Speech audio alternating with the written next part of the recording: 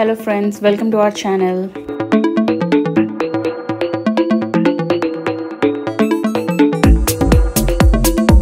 ఇవాళ రిలీజ్ అయిన the bad guys 2 అనే హాలీవుడ్ యానిమేషన్ మూవీ చూడడం జరిగింది. టోటల్ రన్ టైం వచ్చేసి 1 hour 44 minutes అండ్ బడ్జెట్ వచ్చేసి $8 million. నా మూవీ ఎక్స్పీరియన్స్ చెప్పాలంటే నచ్చింది అండ్ ఎక్కడా కూడా బోర్ కొట్టలేదు. ఇది 2022లో వచ్చిన ద బ్యాడ్ గైస్ మూవీకి sequel and first part box office hit. ఈ రెండు మూవీస్ కూడా సేమ్ నేమ్తో వచ్చిన పాపులర్ గ్రాఫిక్ నావెల్ మీద బేస్ చేసుకొని తీశారు. దీన్ని డ్రీమ్ వర్క్స్ యానిమేషన్ స్టూడియో వాళ్ళు క్రియేట్ చేశారు. మీకు తెలిసే ఉంటుంది, ఇంతకు ముందు కుంగ్ ఫు panda, Shrek, how to train your dragon ఇలా చాలా మంచి యానిమేషన్ మూవీస్ చేశారు వీళ్ళు. అసలు ప్లాట్ లైన్ ఏంటి అంటే ద బ్యాడ్ గైస్ అనే క్రిమినల్ గ్రూప్ ఉంటుంది. Like wolf, snake, shark, spider, piranha వీళ్ళు రిటైర్మెంట్ తీసుకొని మంచి వాళ్ళలాగా మారదామని చూస్తూ ఉంటారు. ఈలోపు వాళ్ళు చేసేలాగానే క్రైమ్స్ చేస్తూ ఒక కొత్త గ్రూప్ దిగుతుంది సిటీలో. సొసైటీ ఇంకా వీళ్ళని బ్యాడ్ గైస్ లానే చూస్తుంది. తర్వాత ఏం జరిగింది అనేది మూవీలో చూస్తారు. పాజిటివ్స్ చెప్పాలంటే యానిమేషన్ అయితే చాలా బాగుంది.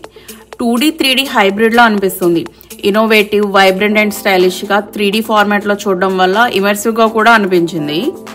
ఈ మూవీని డైరెక్ట్ చేసింది ఇద్దరు, Pierre Perifel and JP Sans. వీళ్ళిద్దరూ ఇంతకుముందు చాలా పాపులర్ యానిమేషన్ మూవీస్కి యానిమేషన్ డిపార్ట్మెంట్లో పనిచేశారు. Like Rise of the Guardians, Kung ఫు Panda, Rio, Ice Age and others.